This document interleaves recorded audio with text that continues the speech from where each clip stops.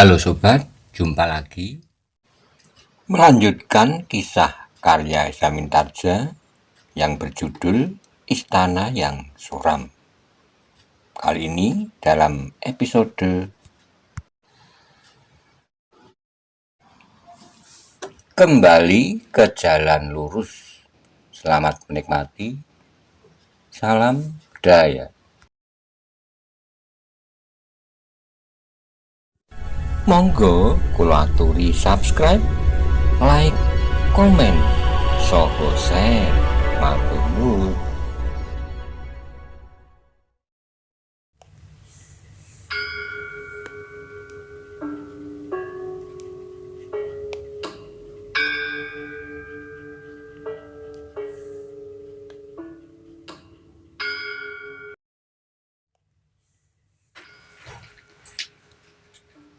Panon jadi sedikit bimbang. Ia harus menghadapi dua orang yang barangkali tidak sebodoh Sisik Sono. Apalagi keduanya telah menggenggam senjata di tangan masing-masing. Sehingga dengan demikian maka ia harus melakukan perlawanan yang lebih berat. Sejenak kemudian Bandung Limpat yang telah dibakar oleh kemarahan itu pun segera melangkah mendekat. Senjatanya yang menunduk kemudian teracu lurus kepada Panon. Sedang senjata Watu Ampar mengarah ke lambung kanannya. Panon bergeser tapak surut, ia memperhatikan setiap gerak dari dua lawannya yang berdiri pada tempat yang berbeda. Tapi kemudian Panon yang kemudian benar-benar telah menyadari tugasnya. Dengan penuh tanggung jawab menghadapi keduanya dengan hati yang tenang. Sejenak kemudian terdengar Bandung Limpat menggeram. Dan agaknya sekaligus merupakan aba-aba bagi kawannya untuk menyerang bersama-sama. Demikianlah serentak dalam kejap mata yang sama, kedua senjata itu pun meluncur dari arah berbeda.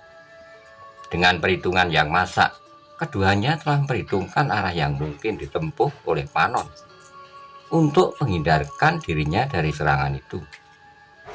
Ternyata seperti yang mereka duga bahwa Panon telah meloncat. Karena itulah maka serangan berikutnya segera menyusul. Senjata Watu Sampar menyerang mendatar sedang Bandung Limpat menusuk sekali lagi mengarah dada. Gerakan mereka demikian cepatnya sehingga keduanya yakin bahwa Panon akan dapat dibunuhnya dengan segera. Kemudian dicincangnya dan dilemparkannya kepada anjing lapar.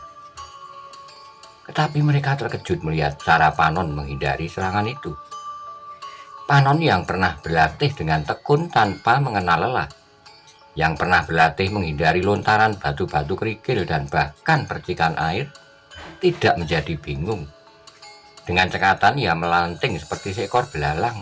Dengan demikian ia terhindar dari serangan yang mendatar setinggi lambung.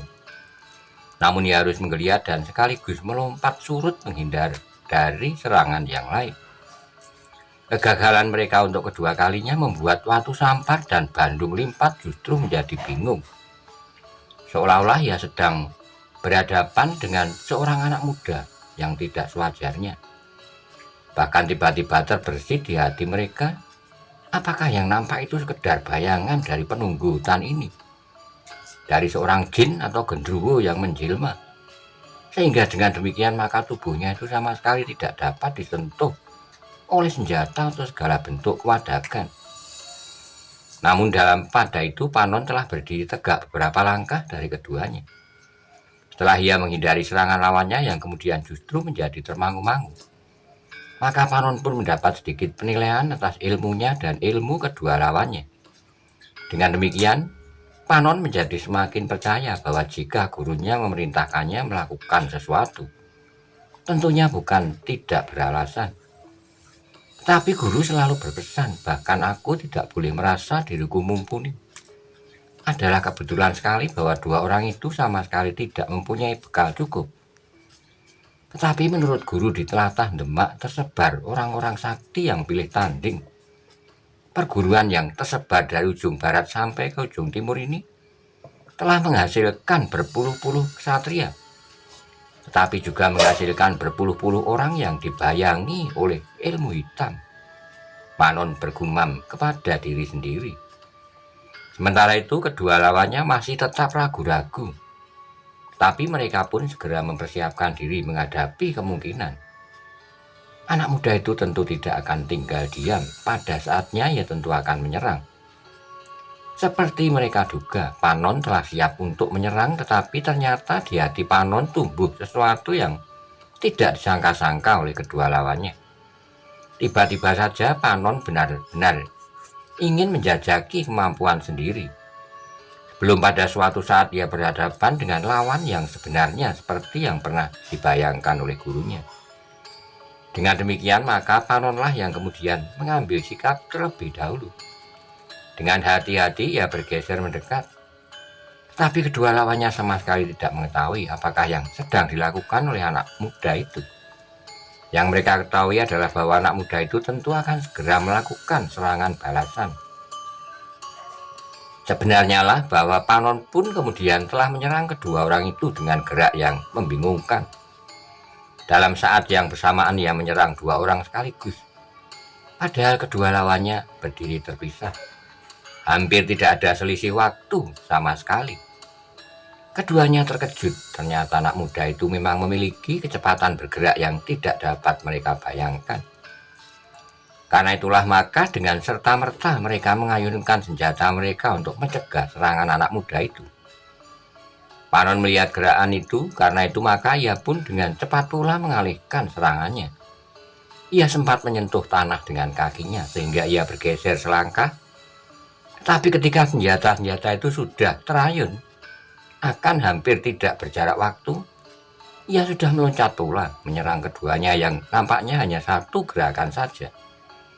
Kedua lawannya yang menyebut dirinya Bandung Limpat dan Watu Sampar, orang-orang yang menganggap bahwa nama mereka cukup menggetarkan daerah jajahannya, merasa bahwa tubuh mereka yang telah disentuh oleh tangan Panon hanya disentuh, tetapi sentuhan pada punggung dan tengkuk itu rasa-rasanya telah menggetarkan jantung mereka.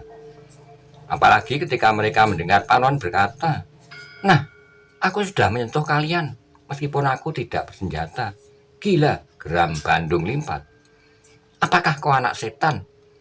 Panon berkata sambil meluncat surut. "Kisanak, apakah kita akan bertempur terus? Aku sudah menyentuh tubuh kalian, tetapi kalian tidak berhasil melukaiku. Meskipun aku tidak bersenjata. Jika kalian tidak menghentikan perkelahian ini, maka aku akan melukai kalian. Aku yakin aku dapat menusuk lambung kalian dengan jariku, atau melubangi leher kalian dengan ibu jariku. Sekarang apakah keputusan kalian?" Kedua lawannya termangu-mangu sejenak. Hampir di luar sadarnya mereka berpaling memandang kawannya yang terbujur mati. Nampaknya anak muda ini benar-benar tidak sengaja membunuhnya. Anak muda ini tentu saja baru keluar dari sebuah perguruan, sehingga ia masih menjajaki ilmunya untuk mendapatkan perbandingan dengan kemampuan orang lain. Berkata Bandung Limpat di dalam hatinya. Agaknya ia masih belum yakin bahwa kemampuannya ternyata melampaui kemampuan kebanyakan orang yang merasa dirinya berilmu sekalipun. Karena nampaknya Bandung Limpat ragu-ragu, maka Watu Sampar menjadi ragu-ragu pula. "Bagaimana Kisanak?" bertanya Panon.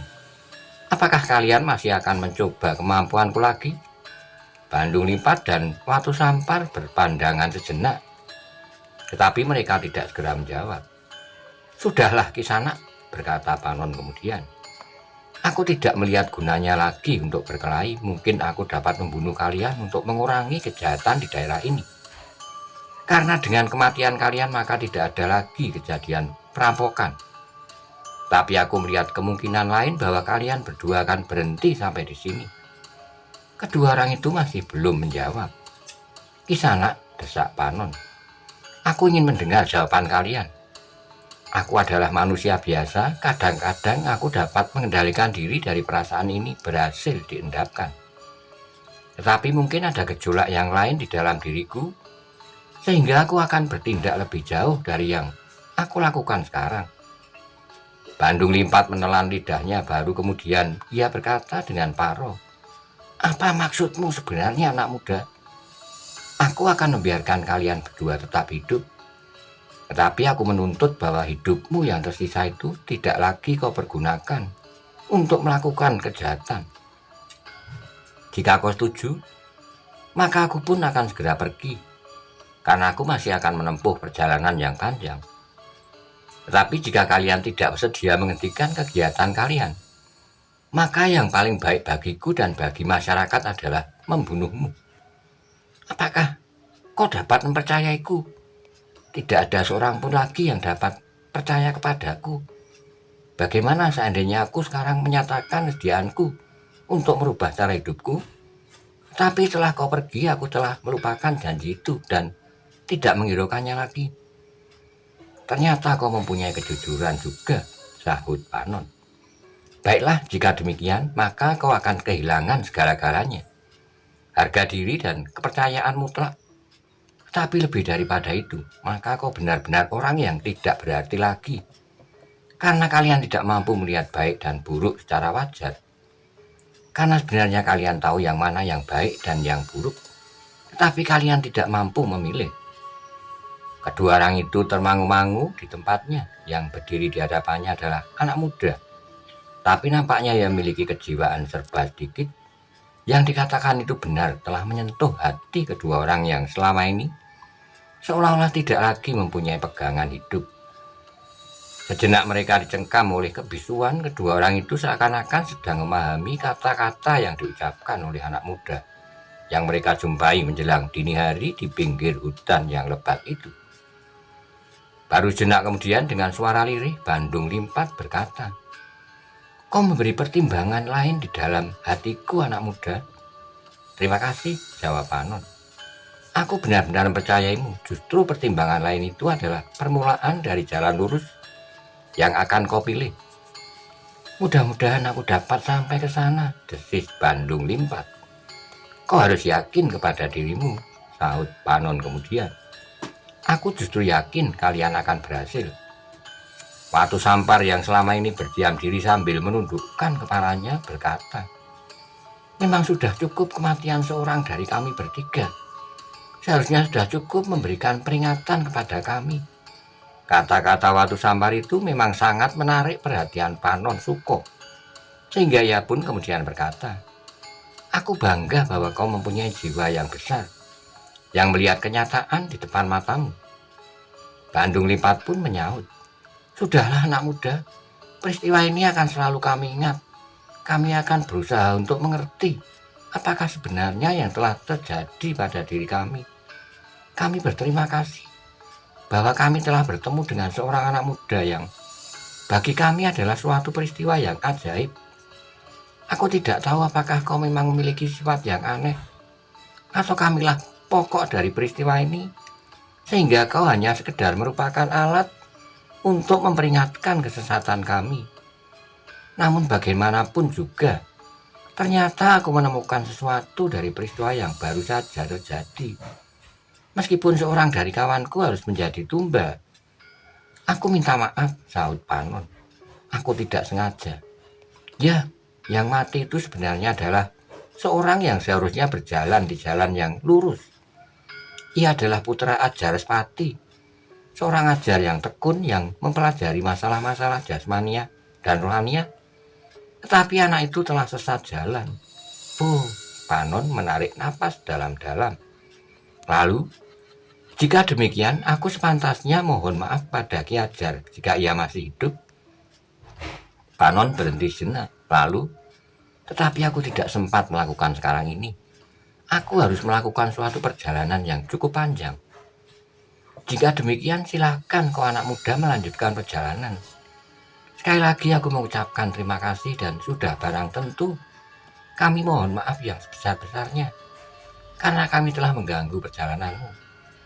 Kita sudah melakukan kesalahan, kita akan saling memaafkan pula," berkata Panon. "Sebenarnya lah aku bahwa aku harus melanjutkan perjalanan. Kemanakah sebenarnya kau akan pergi?" "Aku akan menelusuri Pegunungan Sewu." "Pegunungan Sewu?" "Ya, aku akan pergi ke sebuah pedukuhan di sela-sela bukit di atas dataran Gunung Sewu itu. Apakah kau pernah menjelajahi Gunung Sewu?" Kedua orang itu mengerutkan keningnya. Ada sesuatu yang nampaknya ingin mereka katakan, tetapi mereka ragu-ragu untuk mengatakan. Apakah ada sesuatu yang menarik? Tidak ada, anak muda. Tetapi jika kau mau melingkar sedikit, maka kau akan sampai ke sebuah padepokan kecil di kaki Gunung Boko. Di tepi Kali Opak di padepokan itu tinggal Ki Reco Bandang. Ia adalah adik kandung Ki Ajar Spati. Panon menarik napas dalam-dalam, katanya, sayang aku tidak sempat melakukannya. Kelak jika aku berhasil melakukan tugasku, maka aku akan singgah ke padepokan kecil tempat tinggal Ki Rancang Bandang. Anak muda, berkata Bandung Limpat, soalnya bukan agar kau memperbincangkan persoalan Sisik Sono, tetapi Ki Rancang Bandang agaknya mengetahui siapa sajakah yang pada saat-saat terakhir telah manjat naik ke atas Gunung Sewu. Dan barangkali ia pun mengetahui apakah maksud mereka sebenarnya. Atau barangkali kau juga sudah tahu, anak muda, karena perjalananmu juga mempunyai tugas tertentu seperti yang dilakukan oleh orang-orang itu. Panon termangu-mangu mendengar keterangan itu. Tiba-tiba saja ia tertarik pada keterangan Bandung Limpat. Jika orang yang bernama Ki Rancang Bandang itu dapat memberikan beberapa keterangan, maka ia akan dapat menyesuaikan dirinya.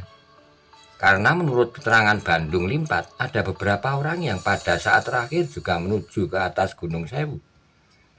Apakah mereka juga sedang berusaha untuk menemukan istana kecil? Seperti yang dikatakan guru itu. Ia bertanya kepada diri sendiri. Dalam keraguan-keraguan itu, Watu Sampar menyambung. Tetapi terserahlah kepadamu, anak muda. Meskipun barangkali jika kau dapat singgah akan ada baiknya juga. Aku telah melakukan kesalahan. Aku telah membunuh Sisik Sono. Apakah hal itu tidak akan menjadi perkara jika pamangannya mengetahuinya? Agaknya memang mungkin, tetapi jika ia mengetahui keadaan yang sebenarnya, aku kira ia tidak akan marah. Demikian juga ayahnya, Ki Ajar Spati, berkata Watu Sampar lebih lanjut. Tapi jika terjadi kesalahpahaman, maka kau akan mengalami kesulitan. Apalagi jika Ki Ajar ada di tempat itu. Mengapa? Ki Ajar Spati adalah orang yang memiliki ilmu yang tinggi.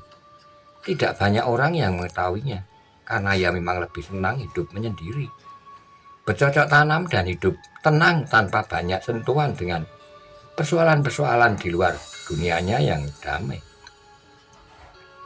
Tapi jika ia menjadi marah, maka batu sebesar bukit pun akan dapat dihancurkannya dengan tangannya. Apakah ia seorang yang sakti? Ya, tanpa diketahui orang lain, ia mempelajari ilmu tanpa guru. Dan ia berhasil. Tetapi ternyata ia gagal menjadi seorang ayah yang baik. Salah seorang anak laki-lakinya adalah Sisik Sono. Ia meninggalkan padepokan ayahnya dan ikut bersama kami. Kau murid Ki Ajar Spati? Tiba-tiba Panon bertanya. Keduanya ragu-ragu, namun kemudian hampir bersamaan keduanya mengangguk. Ya, kami berdua adalah murid Ki Ajar Spati. Ternyata kami lebih senang mengikuti jejak sesat dari anaknya daripada mendengarkan nasihat-nasihatnya. Panon mengangguk-angguk sejenak. Keterangan itu sangat menarik baginya. Namun jika ia teringat yang sudah diperhitungkan oleh gurunya, ia menjadi ragu-ragu. Tapi masih juga terbesit di hatinya. Jika Kiai Rancang Bandang dapat memberikan sedikit keterangan, maka tentu ada juga baiknya. Namun kemudian, asal tidak terjadi salah paham saja atas kematian Sisik Sono. Dalam kebimbangan itu, Bandung Limpat dan Watu Sampar masih membeku di tempatnya. Mereka melihat keraguan-raguan di hati Panon Suko, tetapi mereka pun tidak dapat memberikan pertimbangan lebih banyak lagi kepadanya. Tapi tiba-tiba saja Panon mengambil keputusan untuk singgah sejenak. Ia akan mempercepat perjalanannya menurut arah yang diberitahukan oleh kedua orang itu.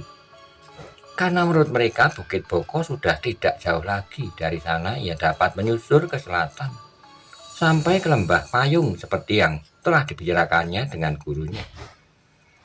Jika kedatanganku tertunda, maka tidak akan lebih dari setengah hari, katanya di dalam hati. Demikianlah maka Panon mengambil keputusan untuk pergi ke padepokan kecil yang dihuni oleh Kiai Rancang Bandang, adik dari Kiai Ajar Spati. Tetapi kau harus memberikan penjelasan sebaik-baiknya tentang Sisik Sono, berkata Bandung Limpat. Mudah-mudahan tidak terjadi salah paham. Baiklah, aku memang harus minta maaf kepada orang tuanya atau yang dapat mewakilinya. Seperti yang ditunjukkan oleh kedua orang itu, maka Panon pun kemudian pergi ke bukit sebelah timur Kaliopak. Ia berpesan pada Bandung Limpat dan Watu Sampar agar Sisik Sono dimakamkan sebaik-baiknya. Mungkin pada suatu saat keluarganya akan mencarinya. Berilah tanda yang jelas, berkata Panon. Apakah aku juga akan dapat memberi petunjuk kelak jika diperlukan? Bertanya Bandung Limpat. Maksudmu? Meskipun aku memberikan tanda yang jelas, tetapi tanpa aku maka tidak seorang pun yang dapat menemukannya. Kau pun harus kembali kepada gurumu. Pikirkanlah kemungkinan itu adalah jalan satu-satunya yang dapat kau tempuh untuk menebus jalan sesat yang pernah kau tempuh. Justru bersama anak Kiai Ajar Sepati itu sendiri. Keduanya terpenung sejenak, lalu Bandung Limpat berkata, aku akan memikirkannya. Demikianlah maka Panon pun setelah meninggalkan kedua orang itu dalam keraguan-raguan mereka.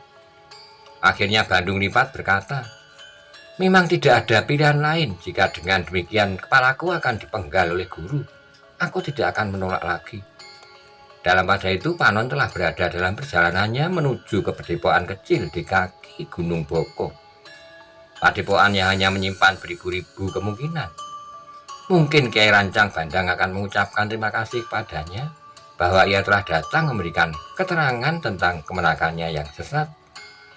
Tetapi mungkin Kiai Rancang Bandang akan membunuhnya. Apalagi jika Kiai Ajar Sepati benar-benar ada di tempat itu.